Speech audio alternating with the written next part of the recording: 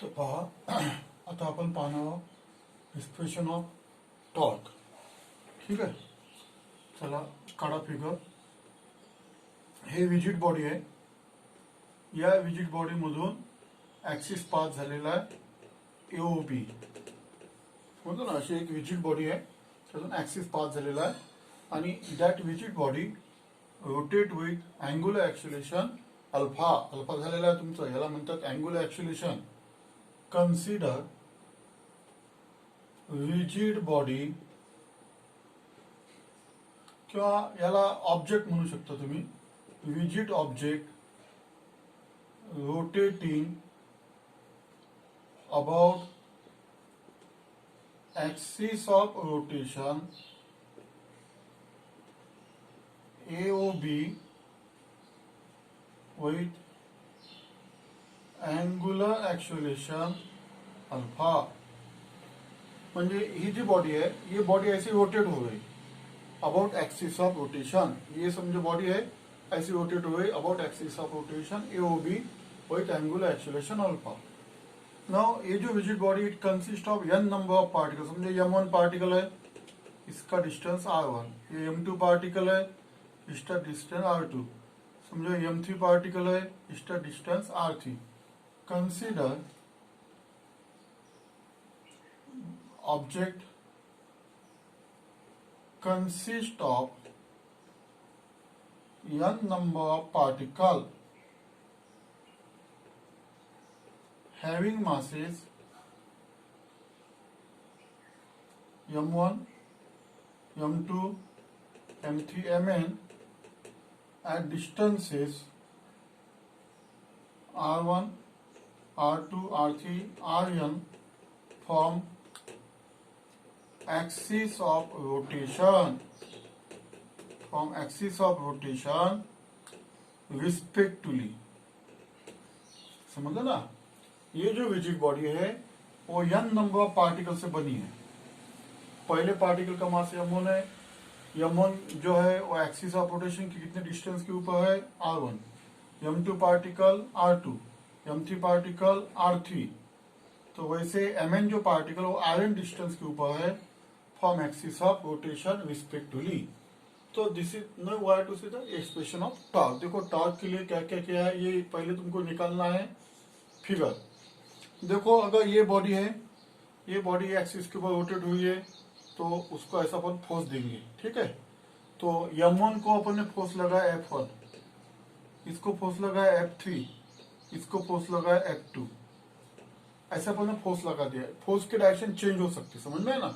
जैसे अब ये बॉडी रोटेट कर, ये F1 फोर्स, ये F2 फोर्स, इधर से F2 फोर्स आ गए. तो consider rigid body rotating mode axis of rotation AOB with angular acceleration alpha. Consider object consists of n number of particles having masses m1, m2, m3 up to mn at distances r1, r2, r3 at distances r1, r2, r3 up to rn from axis of rotation. पहा आता आपल्याला टॉर्कचा formula काढायचा आहे. ठीक आहे, now F1 force is equal to, नहीं तो ऐसा लिखो, for first particle F1 is equal to. आता F1 म्हणजे काय, according to Newton second law of the motion, m1 a1 mass force is the product of mass and acceleration. तो ये जो एक्सेलरेशन है ये टेंजेंशियल एक्सेलरेशन है, क्योंकि देखो ये जो पार्टिकल है ये पार्टिकल सर्कुलर मोशन परफॉर्म करता है. ऐसे यहाँ पे और ये अल्फा है, ये नॉन यूनिफॉर्म मोशन है. अल्फा कब प्रोड्यूस होता है, जब ओमेगा इन्क्रीजेस और डिक्रीजेस. ओमेगा म्हणजे अँग्युलर व्हेलॉसिटी जो वाढत असेल किंवा कमी होत असेल तरच अल्फा तयार होतो. तर हा जो m1 पार्टिकल आहे तो m1 पार्टिकल टँजेन्शियल एक्सेलरेशन म्हणजे नॉन युनिफॉर्म तयार करतो. आणि टँजेन्शियल एक्सेलरेशन मध्ये चा फॉर्म्युला मी तुम्हाला सांगत होता, AT is equal to R alpha. हा फॉर्म्युला तुम्हाला इथे वापरायचा आहे. Now A is equal to R alpha म्हणजे A1 is equal to R1 alpha. Alpha is constant for all particle. हा जो अँग्युलर एक्सेलरेशन आहे अल्फा हे सगळ्या पार्टिकल साठी कॉन्स्टंट आहे, ते बदलणार नाही. समजलं की नाही. तर पहा आता ही किंमत याच्यात ठेवून द्या. Therefore F1 is equal to m1 R1 alpha हे झालं F1. आता आपल्याला टॉर्क काढायचा आहे. therefore torque acting on first particle is given by. आता पहिल्या पार्टिकल आपल्याला टॉर्क काढायचा या पार्टिकलवर. समजलं तुम्हाला? मी आठवतो तर बघा, पहिल्या दिवशी एक्झाम्पल दिलं होतं, डोअरचं एक्झाम्पल दिलं होतं. इंजेसला ऍक्सिस ऑफ रोटेशन म्हणायचं, हँडलला point of application of force म्हणायचं, आणि हे जे परपेंडिक्युलर डिस्टन्स आहे याला मोमेंट आर्म म्हणायचं. Moment arm. समजलं? हे जे परपेंडिक्युलर डिस्टन्स आहे, point of application of force and axis of rotation मधलं, याला मोमेंट आर्म म्हणतात. काय सांगितलं होतं? टॉर्कचा फॉर्म्युला आठवते का? Tau is equal to F S सांगितलं होतं. हा फॉर्म्युला इथे लावायचा. याला टो म्हणतात. टो 1 म्हणजे torque acting on first particle. F force किती आहे? F1. एस म्हणजे perpendicular distance between point of application of force. हा point of application of force and axis of rotation. तो मोमेंट आर्म झाला R1. ते झाला. हा फॉर्म्युला आपण, हा जो फॉर्म्युला तुम्हाला शिकवला होता त्या याला मोमेंट ऑफ फोर्स सुद्धा म्हणतात. The ability of force to produce a purely rotational motion is called the moment of force. It is also known as a torque. SI is Newton meter. This torque acting on first particle is F1 R1. The substitute the value of F1. F1 ची किंमत ठेवून द्या. M1 R1 alpha into R1. म्हणजे काय झाला formula? M1 R1 square alpha. हा टोनचा formula तयार झाला. समजलं? तर स्पेशल लक्षात आलं. पहिले आपण फोर्स काढलेला आहे. पहिल्या particular force according to Newton second law of the motion. मग आपण टँजेन्शियल ऍक्सिलेशन काढलेलं आहे. A1 is equal to R1 alpha किंमत ठेवून दिली. मग टॉर्क काढलेला आपण. टॉर्क या फॉर्म्युला काढलेला. याला मोमेंट ऑफ फोर्स म्हणतात. The ability of force to produce a purely rotational motion is called the moment of force. हा it is also known as a torque. Force and moment arm. याला moment आडव्या डिस्टन्सला moment arm म्हणतात. हे moment arm आहे. हे point of application म्हणजे handle आहे समजा. हे इंजेस आहे. हे ऍक्सिस ऑफ रोटेशन. म्हणजे एफच्या तिथे आपण F1 लावलं, एचच्या तिथे R1 लावलं, आणि नंतर F1 ची किंमत ठेवून दिली M1 R1 अल्फा म्हणजे M1 R1 स्क्वेअर अल्फा. हे झालं टॉर्क टो 1. बस मग संपलं आता. Similarly torque tau 2. आता दुसऱ्या पार्टिक्युलर बदलून द्या value. M2 R2 square alpha. Tau 3 M3 R3 square alpha. Tau N Mn Rn square alpha. अशा पद्धतीने. समजलं? म्हणजे पहिला पार्टिकल, दुसरा पार्टिकल, तिसरा पार्टिकल, नंतर n नंबर ऑफ पार्टिकल. आता आपलं डायग्रामचं काम संपलं. आता आपल्याला टोटल टॉर्क काढायचा. Total torque. Total torque acting on rotating body. Total torque acting on rotating body is given bye. हे लिहायचं सगळं बोर्ड. नोट्स टाईप मी लिहितो. ह्या नोट्स सगळ्या तुमच्या सगळ्या. Tau is equal to tau 1 plus tau 2 plus tau 3 पण अप टू टो N. ठीक आहे. Total torque acting on body is given by. आता काय करायचं तुम्हाला? हे किमती ठेवून द्यायच्या. काय किमती? M1 R1 square alpha, M2 R2 square alpha plus dash dash Mn Rn square alpha. All values of torque are substituted in this equation.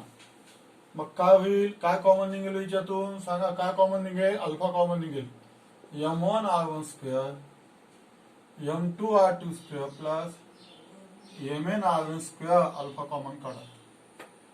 याला आपण, तुमच्या लक्षात आलं असेल, ही जी स्टेप आहे ही मोमेंट ऑफ इनर्शियाची स्टेप आहे.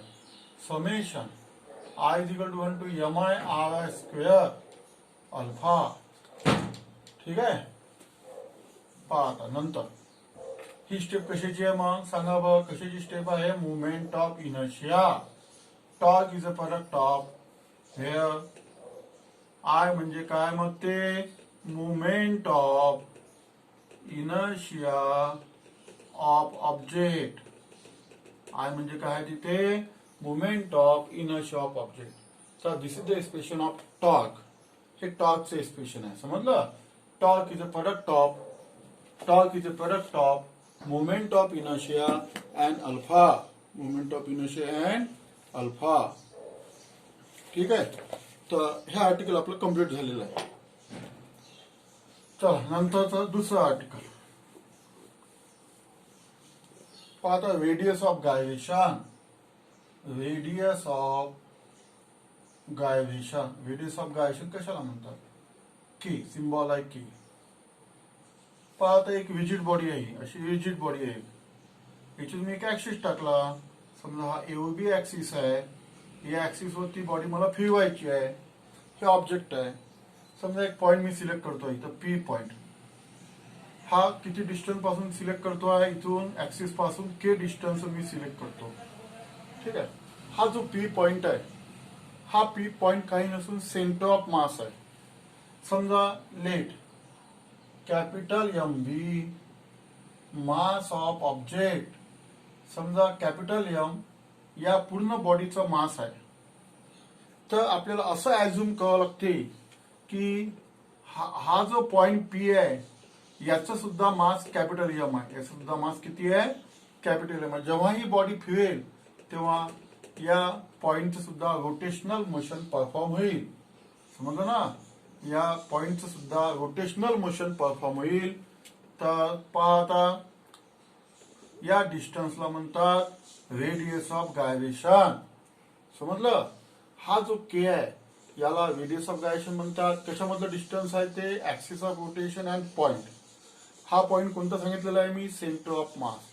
It is the point at which whole mass of body can suppose to be concentrated. ज्या पॉइंटवर बॉडीचं पूर्ण मास कॉन्सन्ट्रेट होते त्या पॉइंटला सेंटर ऑफ मास म्हणतात. हा सेंटर ऑफ मास आहे. आणि आपल्याला अजून काय करावं लागते? या पूर्ण बॉडीचं मास किती आहे? Capital M. या ऑब्जेक्टचा मास किती आहे? Capital M. तर या हा जो पॉइंट आहे याचा सुद्धा मास आपल्याला कॅपिटल एमच कन्सिडर करावं लागते. ठीक आहे. पहा आता के बी रेडियस ऑफ गायरेशन. ठीक आहे. therefore mi of object is given by I is equal to mk square. पाहता तुम्हाला कसं, आपण तर या पॉइंटचा मोमेंट ऑफ इनर्शिया काढला. समजा या पॉइंटचा मला मोमेंट ऑफ इनर्शिया काढायचा असेल, हा पॉइंट जो आपण घेतलेला आहे सेंटर ऑफ मास, तर या पॉइंटचा मोमेंट ऑफ इनर्शिया किती? Moment of inertia basic formula काय? Mass into distance square. तर त्याचाच आपण काढलेला moment of inertia mass into distance square. हा जो आपण या पार्टिकलचा मोमेंट ऑफ इनर्शिया काढलेला आहे, या पार्टिकलचाच मोमेंट ऑफ इनर्शिया म्हणजे या पूर्ण ऑब्जेक्टचा मोमेंट ऑफ इनर्शिया असतो. ये जो पार्टिकल का मोमेंट ऑफ इनर्शिया निकाला है वही मोमेंट ऑफ इनर्शिया ये पूरे ऑब्जेक्ट का रहता है. ऐसा एज्यूम करना पड़ता. इसलिए मैंने यहाँ पे लिखा कि M I of object is given by I is equal to M K square. I यानी मोमेंट ऑफ इनर्शिया. ठीक है. उसके ऊपर से अभी K square is equal to I upon M. देखो K is equal to under I upon M. ये बन गया formula moment of radius of gyration. तो ऐसा यूनिटीज मीटर, क्योंकि ये डिस्टेंस है म्हणून त्याचा ऐसा यूनिट मीटर आहे. CGS unities centimetre. डायमेन्शन काय? एम जो L1 टी जो है त्याचा डायमेन्शन आहे. समजलं? तर I is equal to M K square. तर K square I upon M, K जो अंडर आई अपॉन एम. ऐसा units metre, CGS centimetre, M जो L जो टी जो. आता याची डेफिनेशन सांगतो. समजलं? तुमच्या पुस्तकात डेफिनेशन दिलेली नाही आहे तरी आपण लिहून घ्यायची डेफिनेशन. असू द्या तुमच्या भाषेत डेफिनेशन. समजलं? पहा आता डेफिनेशन आणि त्याचं फिजिकल सिग्निफिकन्स. या radius of gyration of object about axis of rotation is defined as radius of gyration. ठीक आहे. काय ते डिस्टन्स, हे डिस्टन्स आहे. के म्हणजे डिस्टन्स, हे डिस्टन्स आहे.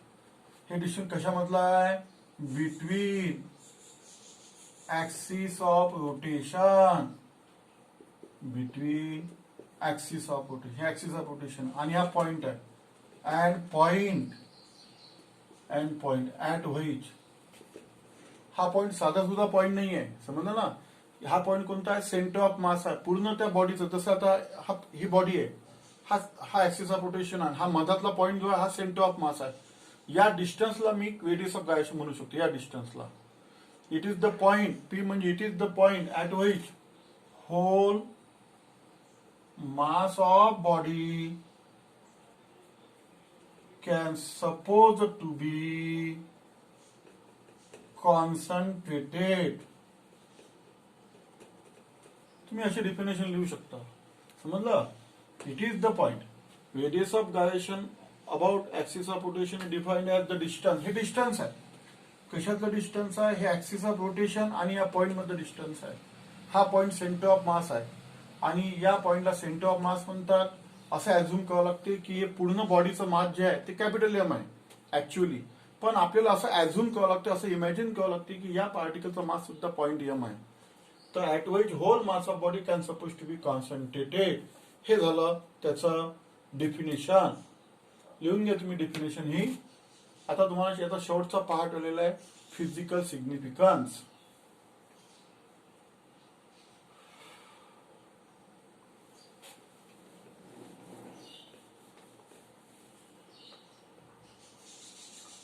आता नाउ इफ distribution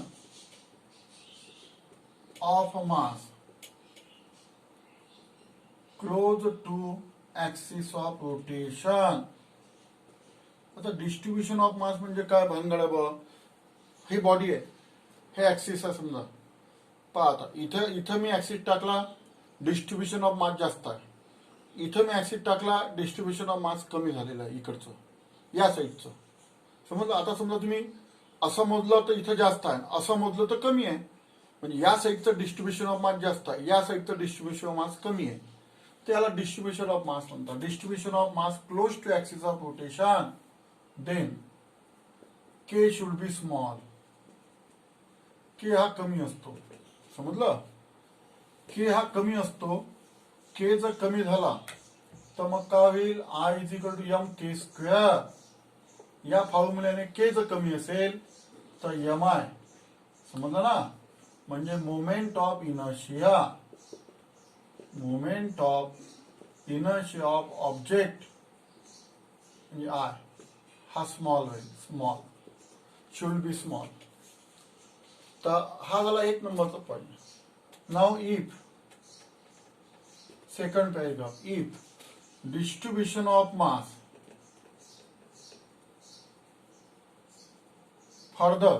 समजलं ना? म्हणजे अवे येईल समजा FARTHER further from axis of rotation.